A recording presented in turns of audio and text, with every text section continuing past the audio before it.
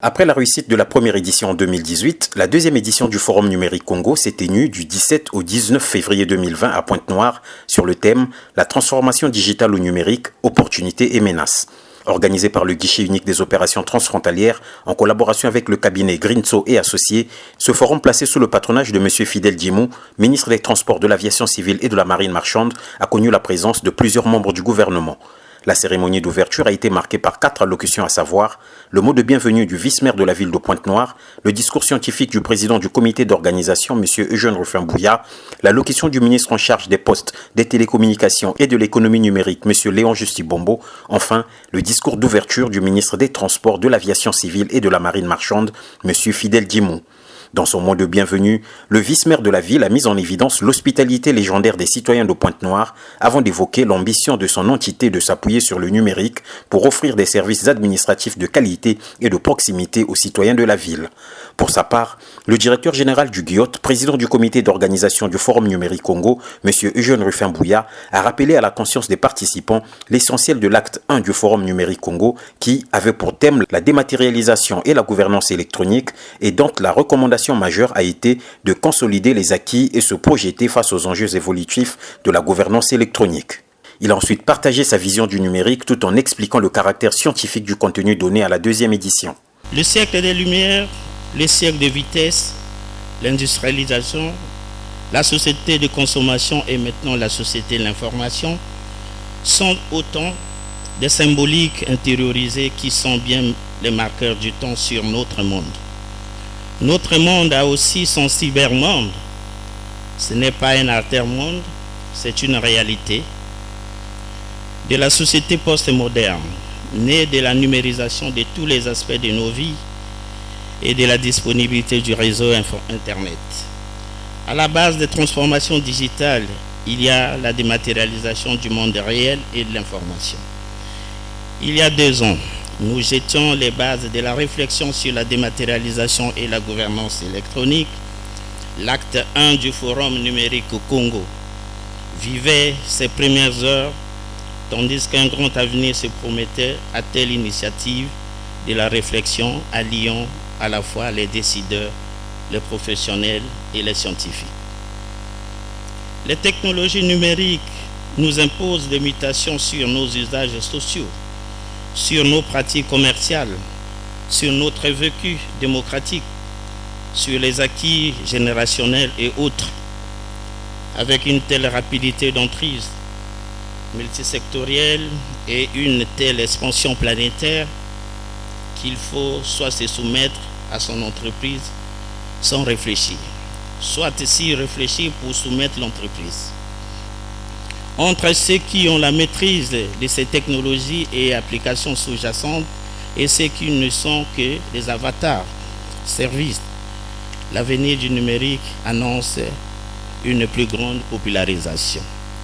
De l'intelligence artificielle, des objets connectés, de l'Internet des objets, de la 5G, l'informatique des nuages, de la massification des données ou le big data, de l'ouverture des données publiques ou l'open data, du chiffrement par chaîne bloc ou blockchain, la crypto-monnaie, la domotique, de la révolution entendue comme l'ère industrielle du robot à venir de l'homme, des neurosciences et de la télémédecine, de l'humain augmenté ou encore de la génomique, des places virtuelles de marché et des agents électroniques pour le commerce en ligne, de la géolocalisation par RFID dans la chaîne multimodale internationale des douanes et des transports,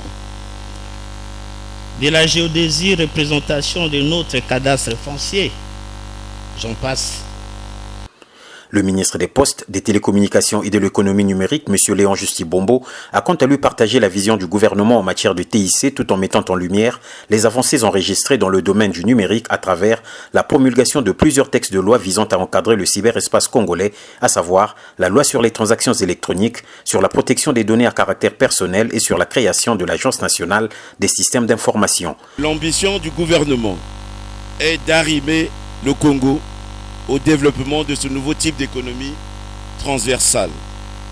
En effet, le président de la République, son Excellence M. Denis Sassou Nguesso, attache du prix à la réalisation de cette vision qu'il a inscrit en lettres d'or dans son programme de société, la marche vers le développement, allons plus loin ensemble. Depuis notre dernière rencontre, ici même, lors de la première édition de ce forum, des initiatives majeures ont été prises par le gouvernement. Le ministre Ibombo n'a pas manqué de saluer les efforts combien importants du directeur général du GIOT dans la promotion de la culture du numérique au Congo. Les participants ont par la suite suivi le discours d'ouverture des travaux prononcé par le ministre Fidel Djimou, dans lequel il a donné l'importance du numérique dans la chaîne logistique congolaise et ses répercussions positives sur le pays.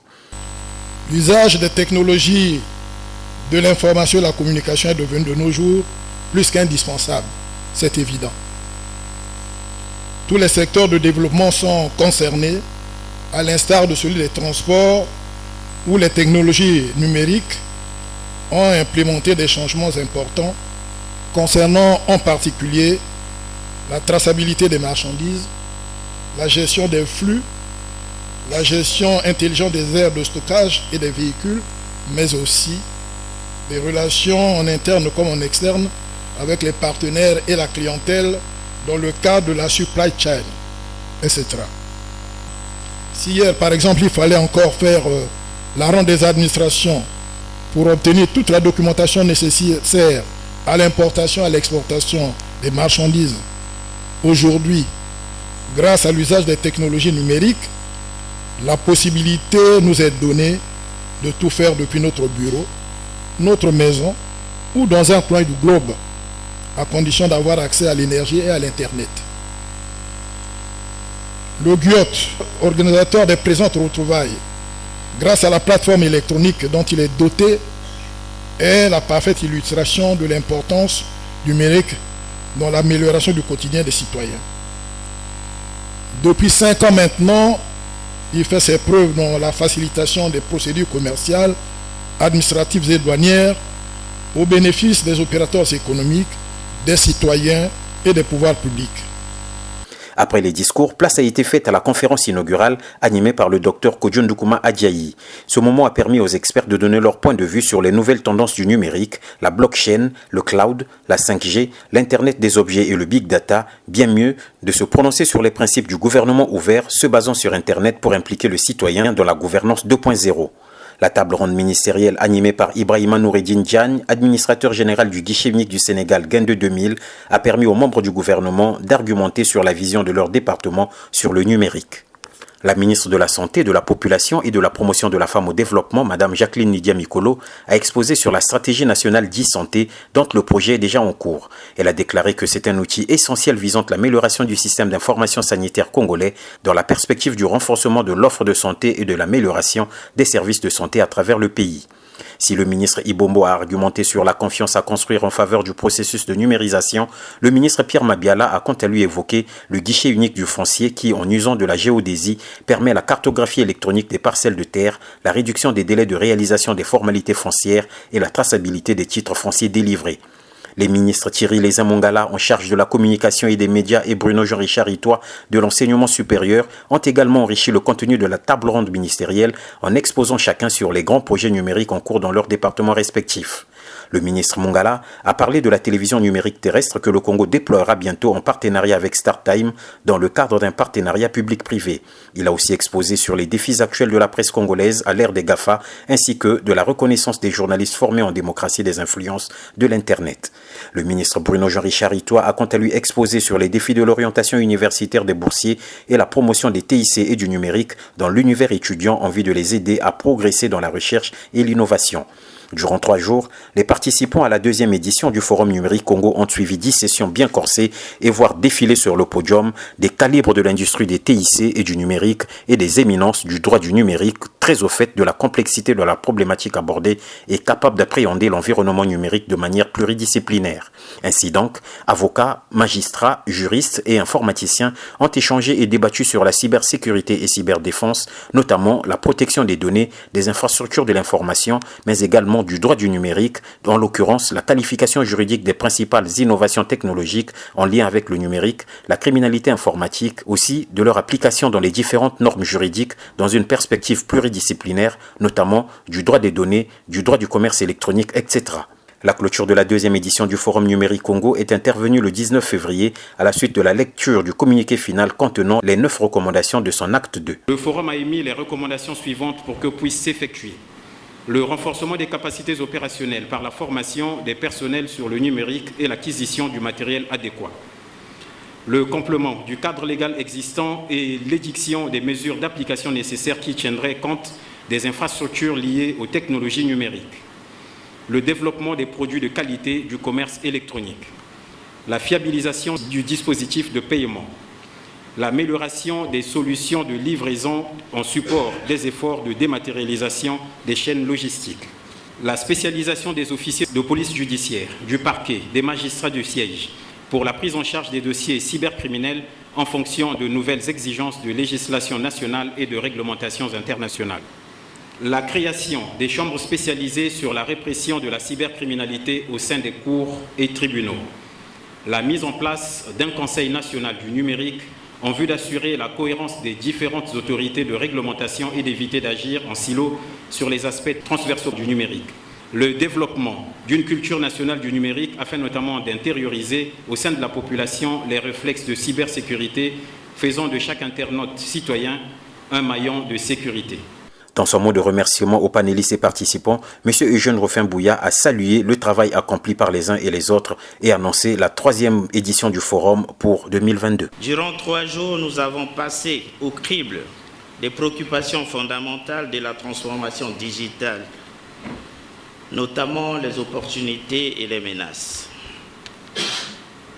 D'éminentes personnalités venues d'horizons divers ont apporté par leur participation très active, d'importantes contributions à nos travaux. Je voudrais tous les remercier pour la confiance qu'ils nous ont faite en acceptant de participer à cette 2e édition du Forum numérique Congo. Rendez-vous en 2022 pour la 3e édition du Forum numérique Congo. Le discours de clôture a quant à lui été lu par le secrétaire général de la préfecture de Pointe-Noire.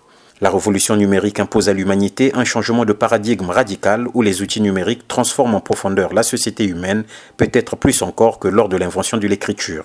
Dans cette nouvelle condition numérique, le droit se trouve être dépassé. Le Forum recommande qu'il soit impérieux que les décideurs politiques prennent des dispositions bien particulières pour assurer une veille de tous les instants, pour chaque fois adapter le droit congolais aux évolutions du numérique. Le Forum numérique Congo est une initiative conçue par M. Eugène Rufin-Bouya dans le but de contribuer à enrichir la réflexion sur le rôle et la place du numérique dans le développement et l'émergence socio-économique de la République du Congo. Les nombreux motifs de satisfaction et de fierté enregistrés tout au long des 3 jours qu'a duré ce forum permettent d'affirmer sans embâche que la 2e édition du Forum numérique Congo aura été un franc succès. Rendez-vous est donc pris pour 2022.